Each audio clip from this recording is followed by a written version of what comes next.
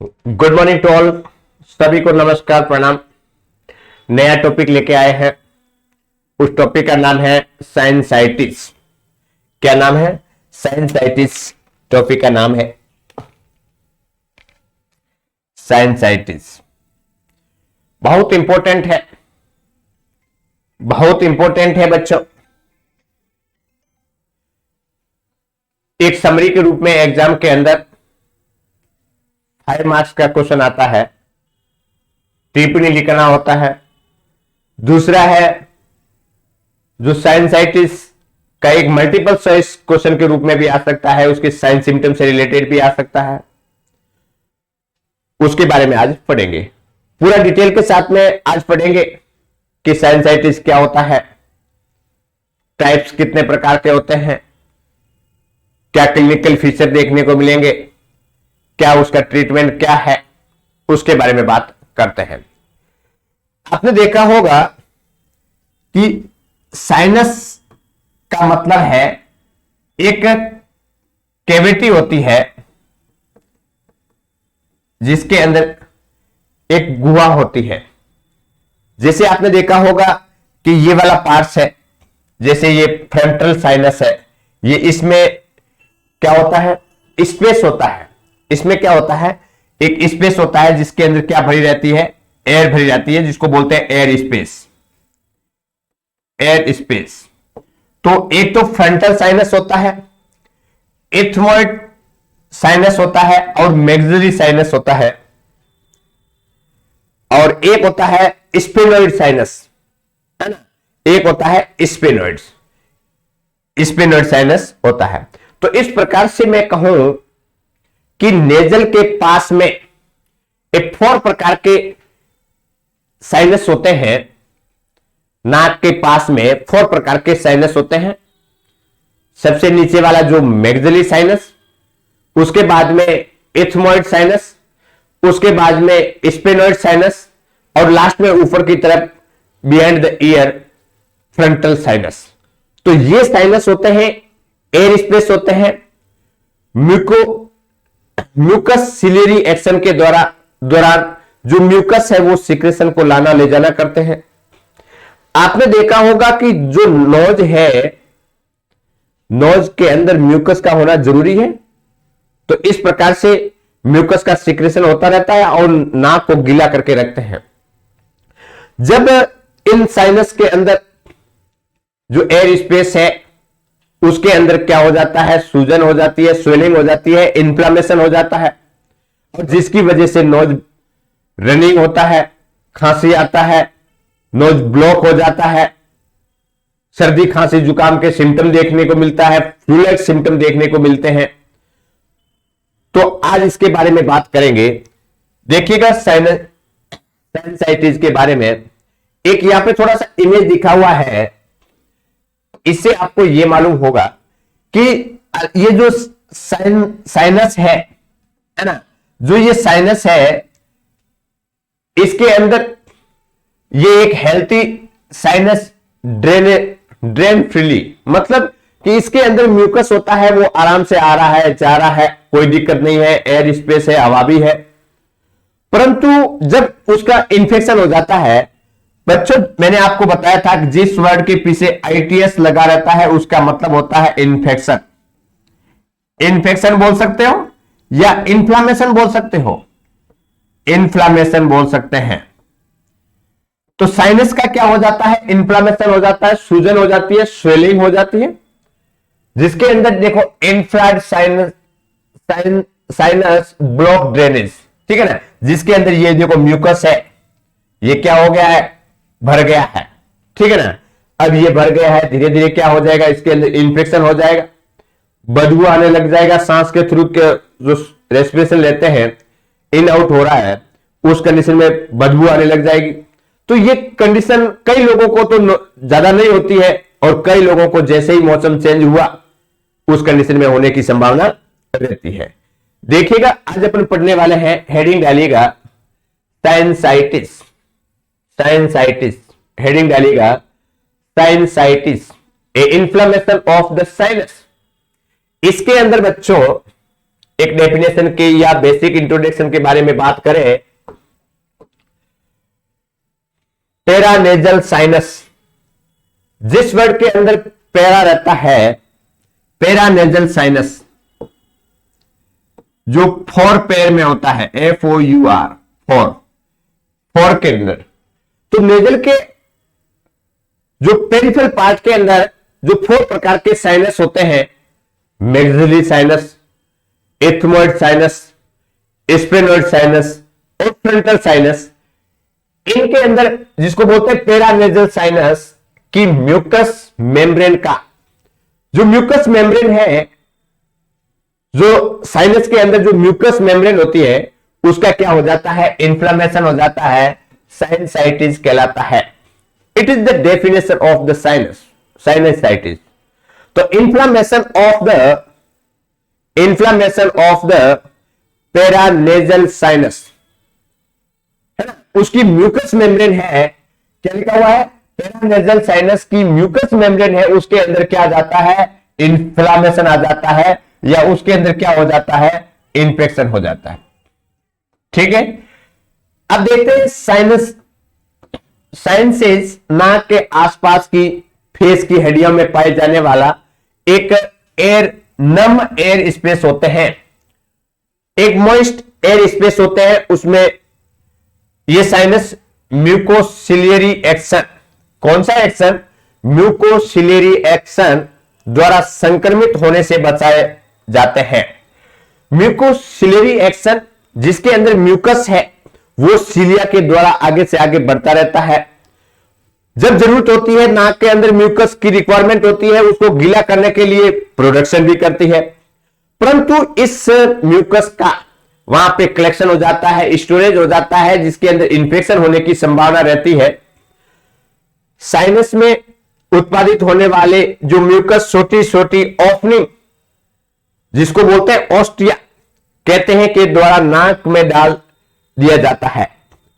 अब ये जैसे ही म्यूकस का सिक्रेशन होगा इन साइनस के अंदर, इन एयर स्पेस के अंदर, तो वहां पे एक ऑस्टिया होती है, छोटी छोटी नलिका होती है, वो नोज के अंदर डाल देगी और ये ऑस्टिया ब्लॉक हो जाता है, या उसे साइनसेस द्वारा अधिक मात्रा में म्यूकस का उत्पादन होने लगता है। तो इस स्थिति में साइनस में म्यूकस इकट्ठा होने लगता है और यह संक्रमित हो जाता है, और यही स्थिति साइनसाइटिस कहलाती है।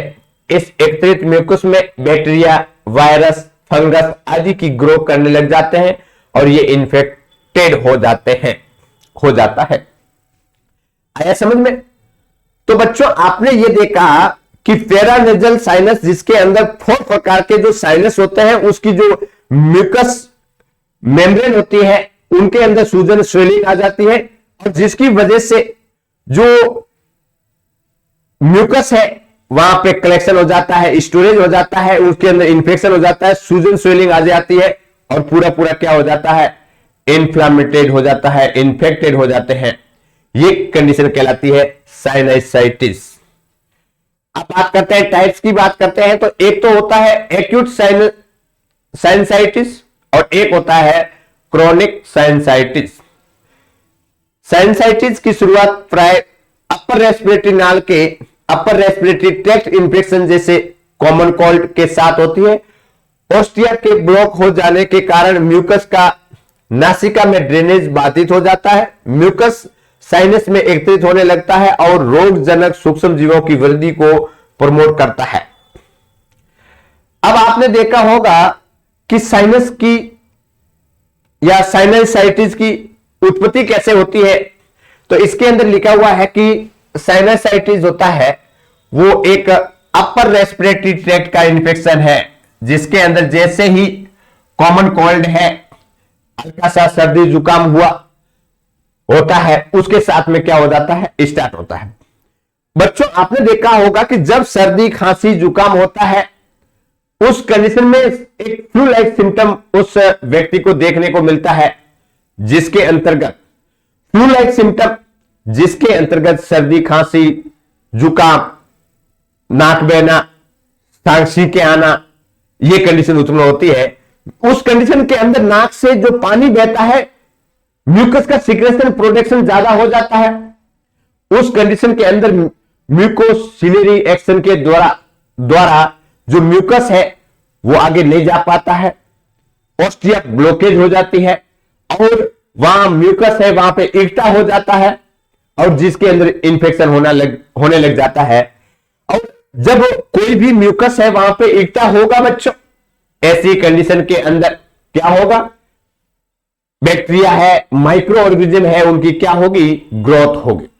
ठीक है, तो इस प्रकार से अपने अभी क्या पढ़े बच्चों, अभी ये पढ़े उनका साइनसाइटिस क्या है, उसका एक बेसिक इंट्रोडक्शन, साथ ही साथ में उसका डेफिनेशन और उसके बाद में कितने प्रकार के होते हैं उसके बारे में पढ़े। अलग अलग प्रकार के बारे में अब नीचे पढ़ते हैं। सबसे पहले अभी पढ़ लेते हैं रीजन, क्या कारण है कि इस प्रकार की कंडीशन देखने को मिलती है। सबसे पहले कई ऐसे माइक्रो ऑर्गेनिज्म जो Streptococcus pneumoniae, Staphylococcus aureus, Moraxella catarrhalis, Chlamydia pneumoniae और एस्परजिलस फ्यूमिगेटस। तो ये कुछ माइक्रो ऑर्गेनिज्म होते हैं जो रेस्पॉन्सिबल होते हैं इन्फ्लेमेशन करवाना, नेजल म्यूकस मेम्ब्रेन का इन्फ्लेमेशन करवाना, या जो अपर रेस्पिरेटरी ट्रैक्ट है उसको प्रभावित करना, उसके अंदर इंफेक्शन करवाने का। ठीक है, कई ऐसे प्रीडिस्पोजिंग फैक्टर होते हैं, जैसे कि अपर रेस्पिरेटरी ट्रैक्ट इंफेक्शन है तो साइनसाइटिस हो सकता है। अपर रेस्पिरेटरी ट्रैक्ट के अंदर इंफेक्शन होगा तो साइनस है वो प्रभावित होगा, नाक है वो प्रभावित होगा और उनके अंदर इंफेक्शन होने की संभावना हो सकती है। उसको बोलते हैं प्रीडिस्पोजिंग फैक्टर। प्रीडिस्पोजिंग फैक्टर वह फैक्टर जिसके अंतर्गत होने की संभावना ज्यादा है किसी कारण से।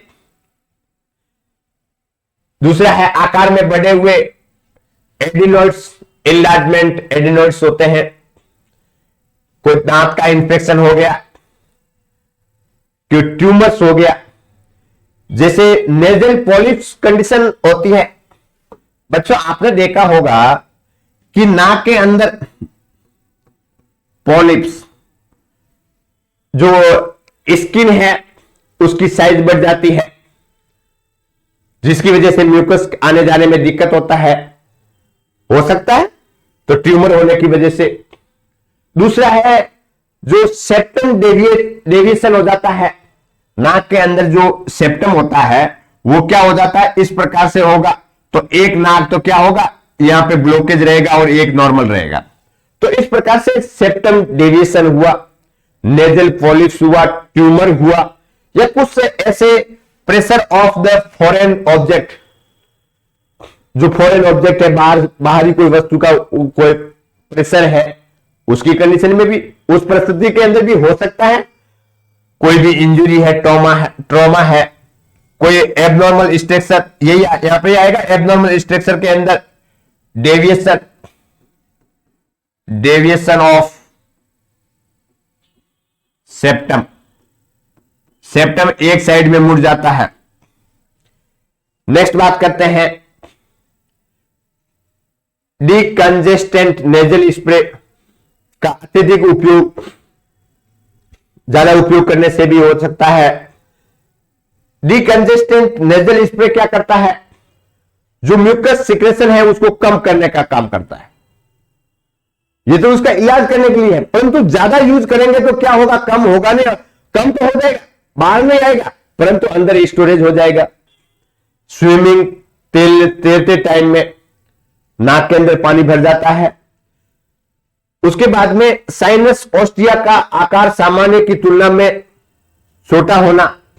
ऑस्टिया मींस ओपनिंग, जो म्यूकस है वो लाने ले जाने का जो पाइप होता है उसका जो साइज है वो नॉर्मल हो जाना, नॉर्मल से भी कम होना।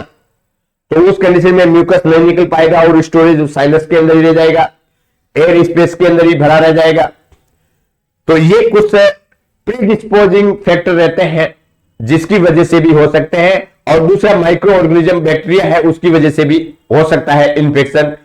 ठीक है, अब बात करते हैं कि एक पर्सन साइनसाइटिस से इन्फ्लेमेशन लेकर के एक हॉस्पिटल के अंदर आता है, तो डॉक्टर देखते हैं, नर्सिंग स्टाफ एक उस मरीज की हेल्थ हिस्ट्री लेते हैं और मरीज बताता है क्या क्या लक्षण देखने को मिलेंगे, उसके बारे में बात करते हैं। देखिएगा, सबसे पहले फेशियल पेन देखने को मिलेगा, चेहरे वाले एरिया में दर्द होगा, क्योंकि फेशियल पेन होना, जो फ्रंटल साइनस है उसके अंदर म्यूकस का फॉर्मेशन हो जाता है, स्टोरेज हो जाता है। फेशियल प्रेशर या सेंस ऑफ फुलनेस, या फेस के ऊपर ऐसा प्रेशर दिख रहा है, भारीपन देखने को मिलता है। दूसरा है नासिका से बदबूदार सिक्रेशन आता है, जो म्यूकस है उसके अंदर इंफेक्शन हो गया है, बैक्टीरियल इंफेक्शन हुआ है, लंबे टाइम से उसके अंदर म्यूकस भरा हुआ है, तो रेस्पिरेशन के दौरान क्या आएगा, उसमें बदबूदार रेस्पिरेशन आएगा। या दूसरी बात कह रहे हैं कि बदबूदार सीक्रेशन देखने को मिलेगा। ठीक है, दूसरा है हाई ग्रेड फीवर, बुखार देखने को मिलेगा। नेजल कंजेक्शन एंड ब्लॉकेज, नाक बंद होगा, है ना, नाक बंद हो जाएगा। ऊपरी दांतों में सुनपन हो जाएगा, numbness in the upper teeth. उसके बाद में हेडेक है, श्वसन के दौरान बदबू आना, श्वसन के जो रेस्पिरेशन है उसके साथ में जो सिक्रेशन आ रहे हैं वो उसमें बदबू आना, सूंघने की संवेदनाओं का कम हो जाना, मतलब उसके स्मेल का ज्ञान न के बराबर होता है, मालूम ही नहीं पड़ता है। ठीक है ना, तो इस प्रकार से ये क्लिनिकल फीचर देखने को मिलते हैं साइनसाइटिस के अंदर। अंडरस्टैंड? तो क्लिनिकल फीचर देख लिए, उनके प्रीडिस्पोजिंग फैक्टर देख लिए, कारण देख लिए, टाइप्स देख लिए, और क्या देख लिया, डेफिनेशन। अब बात करते हैं कि जो इसका जो ट्रीटमेंट करते हैं बच्चों, इसमें ट्रीटमेंट के बारे में बात करें तो एक तो ट्रीटमेंट होता है एक क्लिनिकल लक्षण के आधार पे, फिजिकल एग्जामिनेशन के आधार पे, पैरानेजल साइनस का एक्सरे का परीक्षण और सीटी स्कैन। कुछ एग्जामिनेशन करते हैं, जैसे क्लिनिकल फीचर देखने को मिलते हैं, उस मरीज को क्या क्या सिम्टम देखने को मिले, उसके अकॉर्डिंग उसकी फिजिकल एग्जामिनेशन करेंगे, और फिजिकल एग्जामिनेशन के अंदर नोज के अंदर टॉस से देखेंगे, इंस्ट्रूमेंट की सहायता से देखेंगे कि क्या कई साइनस का क्या कंडीशन है, जो नोज का जो सेप्टम है वो नॉर्मल है नहीं है, नोज के अंदर किसी भी प्रकार का कोई भी ट्यूमर, नेजल पॉलिप्स कंडीशन है या नहीं है, उसको देखा जाता है। तो मैं कहूं कि फिजिकल एग्जामिनेशन और क्लिनिकल फीचर है, कौन कौन से साइन सिम्टम देखने को मिलता है, उसके अकॉर्डिंग क्या करते हैं, उसके डायग्नोसिस बनाते हैं, उसका ट्रीटमेंट करने के लिए हेल्पफुल होता है। यदि और भी लग रहा है तो एक क्या करवा देंगे, हल्का सा एक्सरे करवा देंगे, एक्सरे से भी नहीं मालूम पड़ रहा है तो ऐसी कंडीशन में क्या करवाएंगे, सीटी स्कैन करवाएंगे, सीटी स्कैन करवाते हैं। तो ये तो एक बेसिक डायग्नोसिस हो गया, उसके द्वारा फाइंड आउट कर सकते हैं। मैं कहूं कि क्लिनिकल फीचर के द्वारा, क्लिनिकल साइन सिम्टम के द्वारा भी उसका ट्रीटमेंट किया जा सकता है। नेक्स्ट बात करते हैं मेडिकल मैनेजमेंट के अंदर। मैं कहूं कि साइनस के अंदर जो स्टोरेज म्यूकस है उसके अंदर इन्फ्लेमेशन हो जाता है, तो मोस्टली जो होता है बैक्टीरियल इन्फेक्शन होने की संभावना ज्यादा रहती है। ऐसी कंडीशन के अंदर एंटीबायोटिक थेरेपी दी जाती है, दवाइयां दी जाती है, जैसे कि एंटीबायोटिक थेरेपी यदि इन्फेक्शन का कारण बैक्टीरिया है तो ऐसी स्थिति में रोगी को 5 से 7 दिन तक एंटीबायोटिक थेरेपी देते हैं।